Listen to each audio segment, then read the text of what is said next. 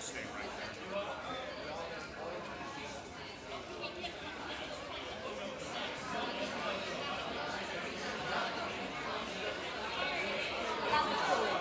Okay, is this yours? I'm just going to set this here and you and I can sort of look at it.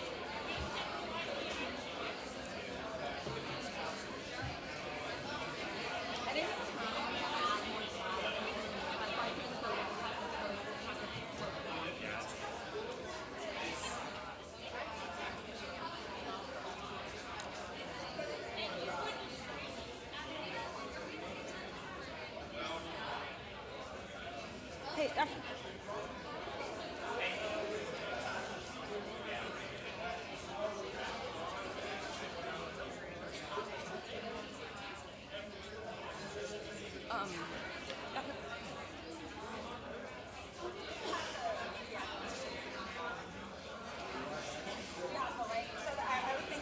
maybe we'll go ahead and open the link now and the tab, and we'll just have it closed. Yeah, so how do I do that? Well, I can just probably search it. Well, maybe not. Is my email still up? I closed out the Oh, here I screen, am. So. There we go. Sent. Here we go. When did I send it? Back in early February.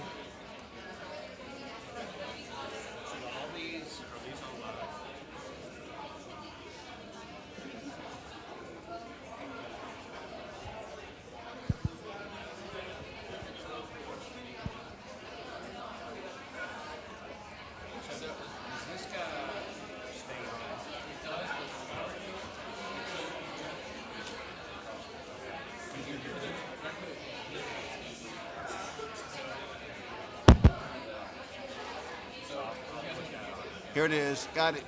What do you want me to do? Go for it?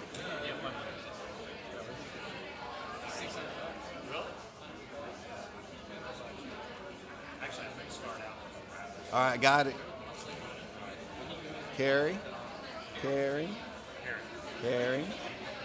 I got it. Perfect. So just shrink this down. Just, Hey, Justin. just okay. When we want, so shall I make sure this plays? I got a link to a feed. Is that good enough? And it'll play. Yes. Whatever. Get off my. Stop being so. All right, anywhere I should be going? This is the facilitator. It says loading. I'll just pause it. Okay. Let's let it boot up. Okay. We won't be playing this for a while, but That's here, isn't it? Okay, fair enough. You won't have to travel really far. I guess not. Thank you. Won't get lost.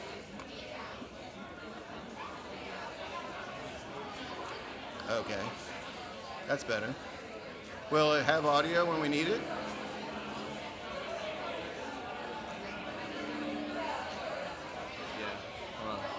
Again, we won't be playing this till probably like 3:30. So once we clear the room, we can work on it if you want to. Oh, this is after. Okay, after the breakup. Yeah, they'll come back. So we have some time. I think because all these mics are on. I might Okay. have to- But just, it's going to be like the last thing we do, like around 3:30. So I'll just leave a link. But like when we finish all the discussion, I want to close with this video because it's the actual people that were involved in the case and just really get a final Shouldn't be say. a problem. Just kill all these mics when we do it. Then it should be cool. All right. Carry.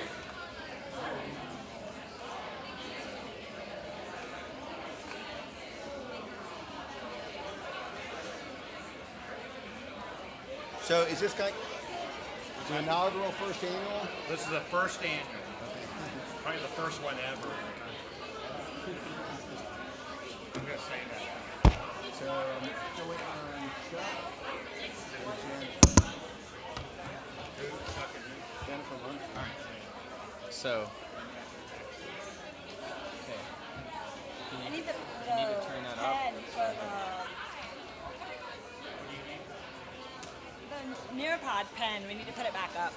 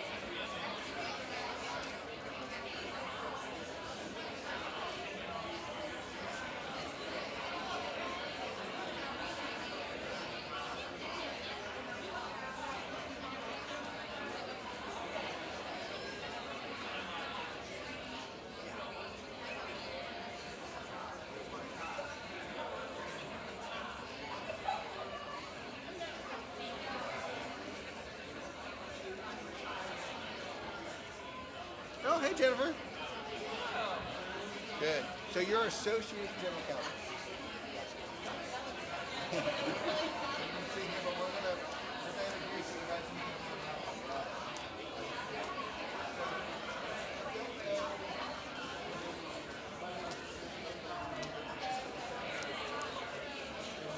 Okay, test, test.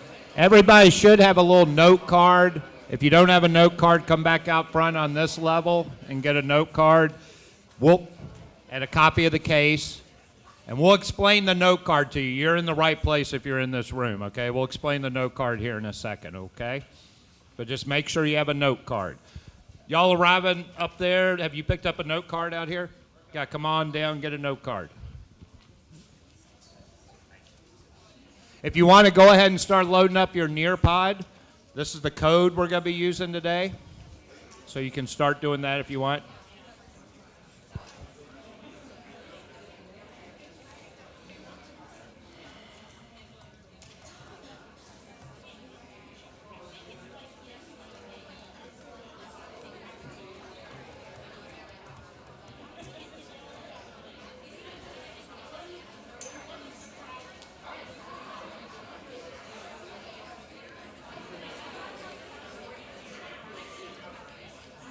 Really?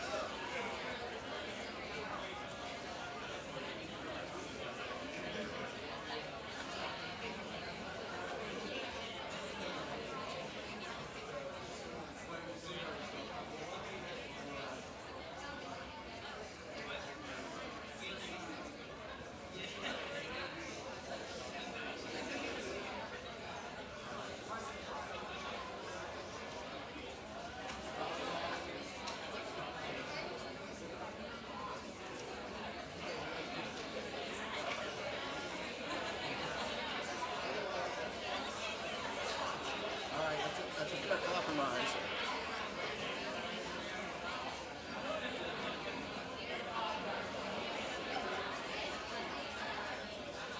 What is wrong with this? Oh. And the Wi-Fi really slowed down. Is everybody? I guess What? the Wi-Fi really slowed down. I guess I didn't think about that. That's cool. Dustin might be able to link you into one of the private networks. That's fine. All right, so it's, you said we'd start at 1:05, I think everybody's here. Yeah, and I got my panel. So after you get done, I'm going to invite the panel, have a seat, and then I'll introduce them. And then I'll introduce the case, and we'll send them on their way. So you do the logistics. When you're done, then I'll invite the panel to sit down. Does that sound cool?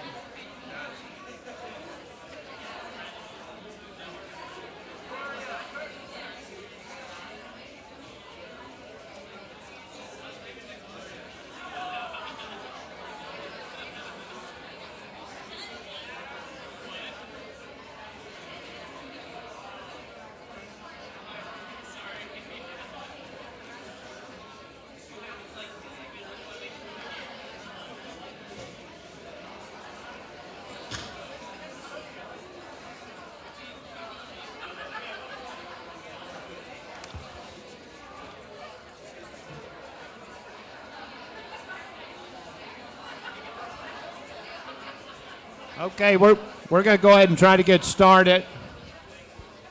Does everybody have their little card? Everybody in this room's got a card. All right, there are 3 out there, so we know 3 aren't here. Uh-oh. So I want to welcome everybody to our first annual clearly at Jefferson College and VTC Interprofessional Ethics Healthcare Team Challenge. So thank you all for participating in this interprofessional event. We'll have some faculty I'm going to introduce here in just a second. I'm Dave Trinkle with Judy Guzmano, who's the course director from Jefferson College. You can come on in.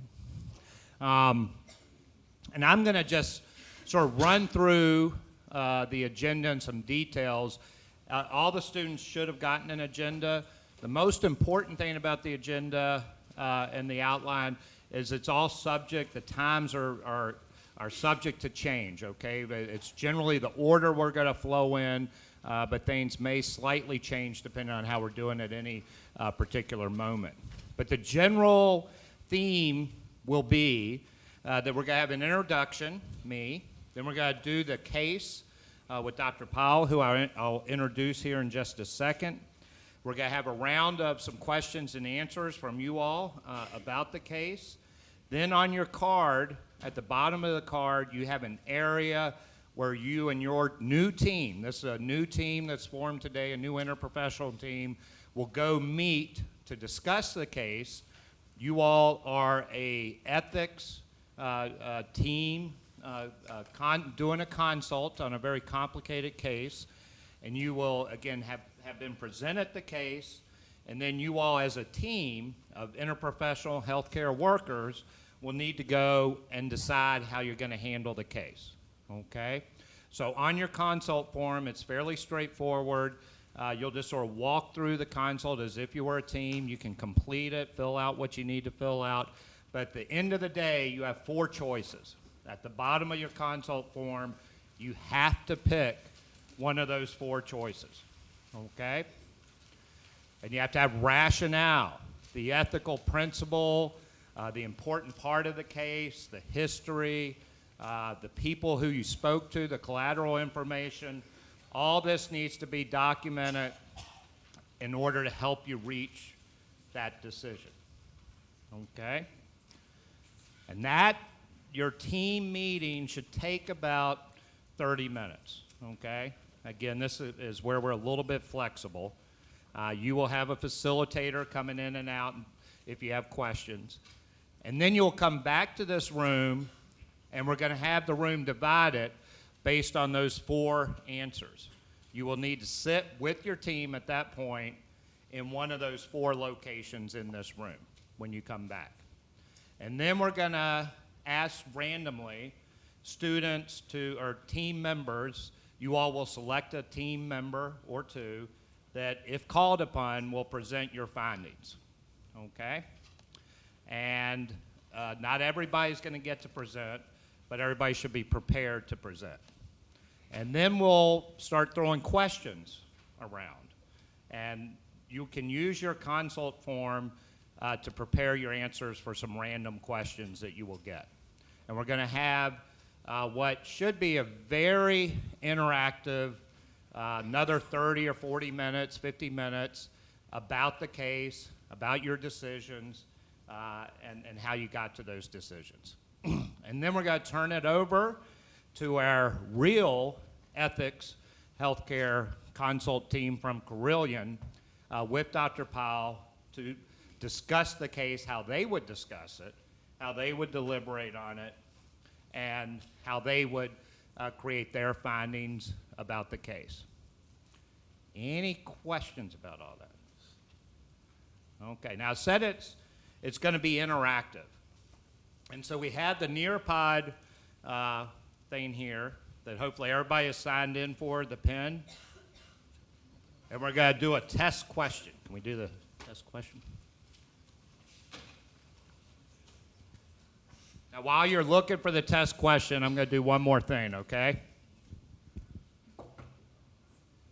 In order to make it interactive, we want you all to ask questions of each other and be very interactive with each other. So in order to do that, we're going to be able to give you a microphone. Here, catch. Ah, good job. Thank you. Throw it to another friend. Or just anybody. There you go. There you go.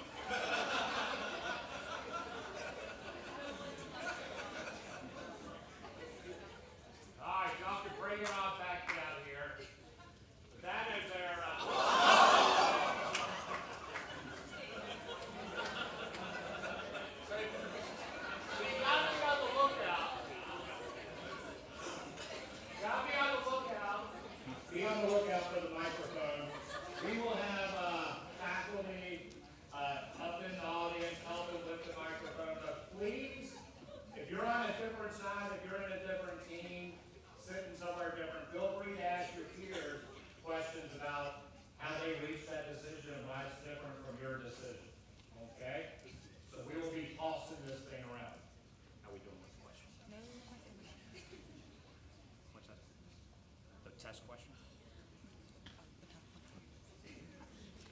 Is everybody linked in? Okay. So I've done most of this. Hold on right there. This is our ethics consult committee that Dr. Powell will introduce here in a second. Here is your first question. And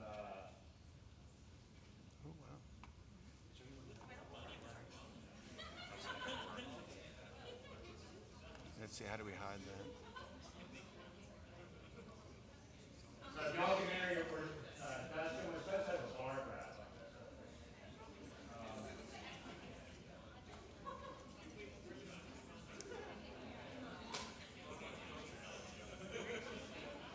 So if everybody can answer this question.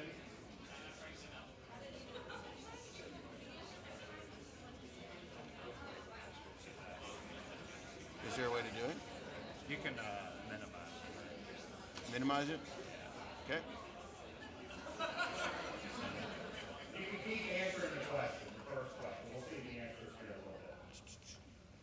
Let's see. But we're going to throw some of these questions throughout the discussion part of the talk. All right, so let me go ahead and introduce Dr. Powell. Dr. Chris Powell has been on the faculty for the Virginia Tech Williams School of Medicine side of this course. And I don't know if he exactly knew what he was stepping into, but he agreed to help run today's Healthcare Team Challenge. He has spent the last 12 years of his career with hospice and palliative medicine. He's been a physician leader in many hospice teams, currently the Good Samaritan Hospice. He was the first section chief for palliative medicine and the current founding program director for hospice and palliative medicine fellowship program at Brilliant Clinic here in Roanoke. He is specialty boarded hospice and palliative medicine. He received his MD from Eastern Virginia Medical School, his BS in Commerce from the University of Virginia in 1988.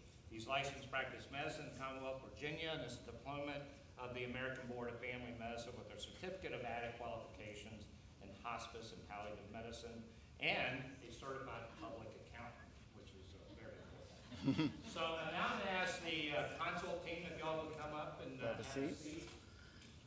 I think we have plenty of seats here for you. And I cannot thank you all enough for taking half a day here and being with us. And now I'm going to turn it over to Dr. Powell. Thank you, Chris. Thanks, David, and welcome, everybody. What I want to do is we'll go over the case. You have some information, but I want to give you a little bit more clinical detail. But I did want the panel to come up, and I'll introduce the panel real quick. I do want to emphasize that these are professionals I work with every day, and that we work on complex ethical cases that you guys have been studying daily, at least weekly, and I couldn't do any of it without everybody's expertise. And so I think you guys you're going to have a wealth of information here that you can tap into. Oh, do I need to go that way? Oh, online students can't hear me. Oh, I'm sorry. Sorry about those online. Again, so we're going to introduce the panel real quick. Starting at the far side, that's Dr. Phyllis Whitehead. She's a clinical nurse specialist with our palliative care team, and she's also on our ethics consult team. Next to her is Jennifer Muncy. She's the Associate General Counsel for the Carilion Clinic, and she doesn't work on our consult team, and we'll probably talk a little bit why she's not on a consult team, but we use her extensively for her expertise. Next to her is Chuck Height. He is recently retired Director of Bioethics and Research Ethics for Carilion Clinic, and is a master's degree in ethics, bioethics, from the University of Virginia. Next to Chuck is Janet McDowell. She also works within the Department of Bioethics and Research Ethics, somewhat corporate compliance and compliance officer, but she's also on our consult team. And finally is Richard Brown, and he is the Director of Chaplaincy Services at the Carilion Clinic. And I hope you can see that the panel was selected specifically to kind of demonstrate the different disciplines that are all involved in these complex cases. So to move forward so we can get you guys into your teams, we'll talk about the team challenge. So we're going to talk today about the case of Huck Finn. So Huck Finn is a patient, 44-year-old white male who presented from a local nursing home via EMS. EMS was activated for acute respiratory distress. History is provided from the nursing documentation. It revealed a patient was experiencing emesis of tube feeding and feculent material and then developed respiratory distress. So they activated EMS and he is in the emergency department. His vital signs, temperature 100.3, pulse 120, respiration rates 28, BP 170/80.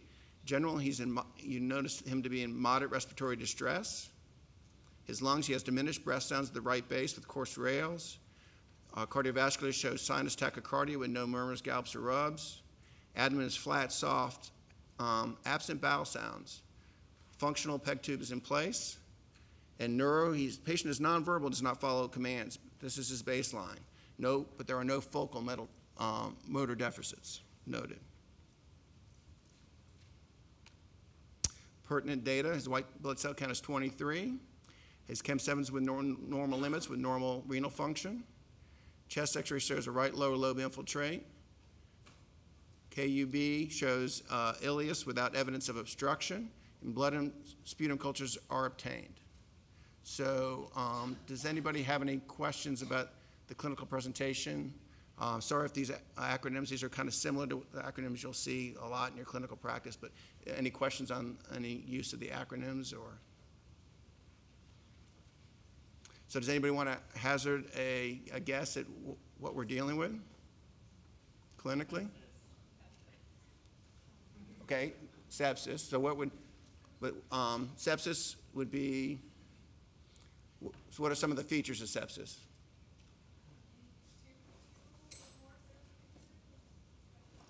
Okay. Say again. Okay. Yeah, microphone? I thought. You just want to see what my aim's like. You can walk up.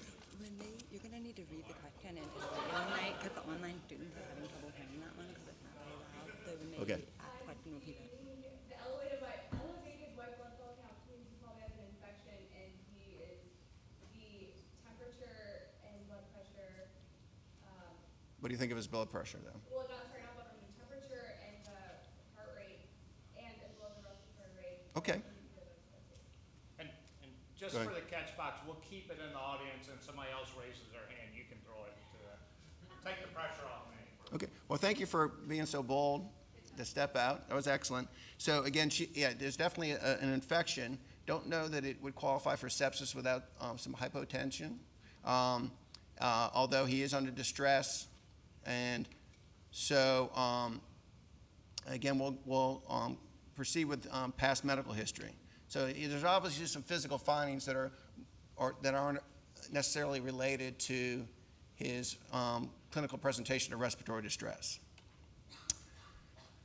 So in the ED, his past medical history, patient was previously healthy adult male until a motor vehicle collision 3.5 years prior in Kentucky, resulting in a TBI, which is traumatic brain injury, and a rupture aorta causing global cerebral anoxia. 6 months after that accident, patient was transferred to a rehab hospital in Philadelphia. 18 months later, he was diagnosed with persistent vegetative state and transferred to a nursing home in Virginia, where he has resided for the past 18 months without any acute hospitalization. So this is the first time he's presented from the hospital, from the nursing home to the hospital. So persistent vegetative state, I think it's important that we all understand what that means. We're all coming from the same place because I think there's a lot of misunderstanding. So from the American Academy of Neurology, this is their definition. It's a form of eyes open, permanent unconsciousness in which the patient has periods of wakefulness and physiologic wake-sleep cycles. But at no time is the patient aware of himself or his environment. Neurologically, being awake but unaware is a result of a functional brainstem and the total loss of cerebral cortical functioning. So that is the clinical definition, and Mr. Finn has been diagnosed in this state. the Healthcare Decisions Act of Virginia, and those are the sections of the code, and this might be something that you may want to write down so you can reference it yourself in your case discussion, defines it as a condition caused by injury, disease, or illness in which a patient has suffered a loss of consciousness with no behavioral evidence of self-awareness or awareness of surroundings in a learned manner, other than reflex activity of muscles and nerves for low-level conditioned response, and from which, to a reasonable degree of medical probability, there can be no recovery. So those are the definitions of persistent vegetative state. His social history, no tobacco use, patient has been married 17 years. Currently married, wife and 2 children live in Kentucky. Patient and wife and all extended family members are Catholic. Medical decision making. Patient is accompanied by his parents, who represent themselves as patient's medical decision maker, since they are local, and patient was admitted to Virginia to be close to his birth family. They request all efforts to return their son to previous level of function. There is no advance directive. So the patient is admitted with a diagnosis of aspiration pneumonia and an ileus. Okay, and again, an ileus is a non-functional bowel. Plan is to put them on supplemental O2, nebulizers, IV fluids, antibiotics for aspiration pneumonia initiated in ED after the cultures were obtained, and tube feeds are held due to his ileus. His hospital course. After 48 hours, patient's respiratory status improved to baseline. His WBCs normalized. Blood cultures were negative, so he was not septic, but sputum culture showed anaerobic bacteria. Chest x-rays improved. His ileus is resolved, and he's had a bowel movement, and patient is now tolerating 2 feeds and back to baseline level of function. So this is kind of where your ethics consult form takes off, so everybody can look at the brief description. Before we go any further, any questions about the clinical scenario as it relates today to his to where he is? Okay, why don't you grab the box, I guess, and Raise your hand. yep. He was. Oh, I just had a logistical question. Will we have access to that information in our breakout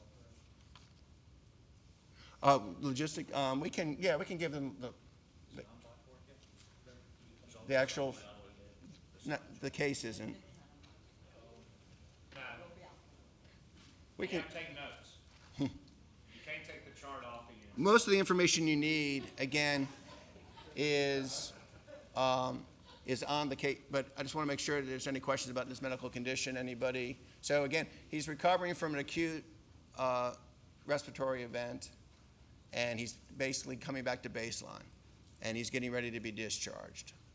So again, the key take-home points is this is an acute event, and that he's recovered, but then obviously an ethical question comes up. Were his patients appointed as advocates and his medical decision maker, or was that in some, when did they take over that? Yeah, again, the parents as surrogates, yeah, we'll talk about that. And that is typed up. So again, more just the clinical case, kind of where he is right now. So we'll talk about who's been assigned. Go ahead. So is there any reason that the wife waited 3 years before asserting her right? Yeah, well, I think that's a good question. So, yeah, okay. So the question is about the wife's decision. So it sounds like everybody is ready to talk about the ethical dilemma. So that's very clear. So we'll just move on. So again, I just want to make sure there's no clinical doubt. Go ahead. Well, how often is he being admitted for acute respiratory problems? Or how often is he having to leave the nursing home to Yeah, get hospital care? that's a good question. I hope I addressed that. This is his first admission in 18 months. So he's done really well. Again, he responded very quickly, 48 hours. So he is otherwise healthy except for his past medical history. So, Y'all can throw the catch box. so, huh? How about we hand it?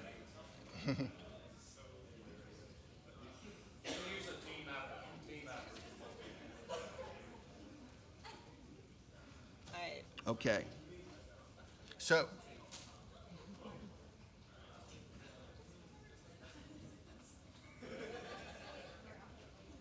How old is Mr. Bailey? 44.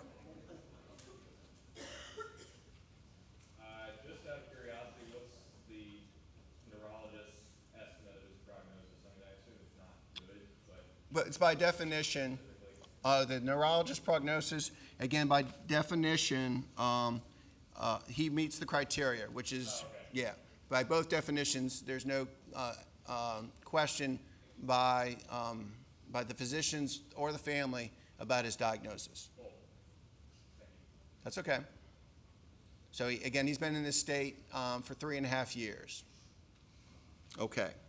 So why have we been called? So he is getting ready to be. He's taking his oral, his artificial feeds now. He can be transferred to oral or antibiotics through his PEG tube, and he's clinically stable to return. And they were planning on discharge when his wife arrives to the hospital and requests that when the patient returns to the nursing home, that his tube feeds be discontinued. She bases this decision on the fact that his condition has not improved in the past 3+ years, and has previously stated wishes that he not be maintained in this state. As a news reporter, he covered a story in Kentucky where the Supreme Court of Kentucky granted a mother the right to remove a feeding tube from her daughter in a persistent vegetative state, and at that time he commented he would never want to live that way. He was working on drafting a living will based per his family lawyer prior to the accident, specifying his wish not to be prolonged in a condition consistent with persistent vegetative state. The patient's parents, brothers, and his sister-in-law, so sister of the wife, object to this decision. They feel that since the patient has relocated to Virginia to be near their support, they are willing to continue to care. They should be his decision maker. They believe that based on his previous discussions with them and his religious beliefs, he would want continued life-sustaining interventions, including artificial hydration and nutrition. Their position is supported by all his brothers and his wife's and the wife's sister. The wife is supported by the patient's sister. So this is your conflict. And an ethics consult was requested to help the current team determine the best course of action. Okay, so that's why you've been consulted. Any questions with that additional information? And we can make sure that your any of the data that you've seen is certainly available to you. You can check with you'll have a moderator or facilitator. So, and again, I want to open it up to anybody on the panel that you would like to have any questions before you disperse. Is there any other? Got a question. so it's mentioned the patient's beliefs would preclude cessation of artificial nutrition and hydration. I guess this comes up later, but how do we reconcile that with what the family lawyer has said, and how reliable do we find the family lawyer's Again, they're found to be reliable, but again, the primary team has met with the family, and there's an impasse. So you have two families that feel very supported in their contention that the patient would or would not want these. So the decision won't be in all of the people that are present speaking for him are reliable in their beliefs and there's not going to be anybody that's deemed unreliable. So you can take what they have to say and it as the truth, even though there's a difference of opinion. Does that help? Not entirely, but fair enough. Yeah. And that's pretty typical for an ethics consult. So is the whole family Catholic, or is Yes. the wife of a different? Okay. The whole family, both sides, yep. And they're both supported by, each is supported by their own diocese because they're in different communities. One's in Virginia and one's in Kentucky. So these are good questions about, again, how this all plays into the decision. Go ahead. Has there been any discussion when the patient was first diagnosed in a persistent vegetative state about this issue? Again, the family had all been on the same page. I think, again, he wasn't diagnosed until 18 months in, which is an important point. I think a lot of times as consultants, we get consulted on patients in the acute setting at the initial presentation, and persistent vegetative state takes a period of time, at least a year, to make the diagnosis of serial exams. So it's very important. But there had been no conflict prior to this admission. And again, I think that's, not surprising. The family was in agreement as to the course because they were still getting medical information. It's only over the last 18 months that he's been at the current nursing home that some questions arised. We better get them out. So we got this question. Okay. Majority are answering C. So if you want to talk about that first. Okay. So right after the case, okay. So we have, so we've got data on, so they knew about this one, okay. Considering what you've heard from the parent, spouse, and knowledge gained from your own exploration, what is the primary ethical issue? Provider duty to avoid doing harm, non-maleficence, provider duty to be truthful with the patient, veracity, provider duty to advocate for the patient's decision-making and wishes, autonomy, and provider duty to act as a steward of resources, distributive justice. And is it 100%? No, it's not 100%, but the majority are C. C. And again, I will, I would concur that this is a decision about patients, about a patient's wishes, about how they would want to receive care. Does anybody on the panel disagree? So anybody that felt differently, did they want to ask any specific questions why it's not? This isn't an autonomy issue that has to do with trying to determine the patient's wishes.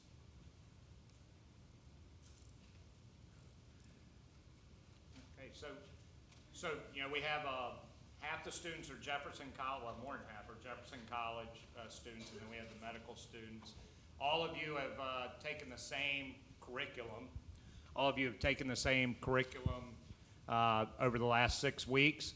So as you go into your team meeting, everybody should be pretty much on the same page in terms of the ethics and legal principles in healthcare course. And so we hope you all will bring your different aspects from your interprofessional, what healthcare profession you're a student in, to the discussion, fill out the consult form, and then come back in here in approximately 35 minutes. If you finish early, come on in here, but again, you have to sit where your answer is, and don't forget to be ready for questions, and you have to come up with just one of the 4 answers. So we'll see you back here in just a little bit, and med students help people find their way around the school if they need help. To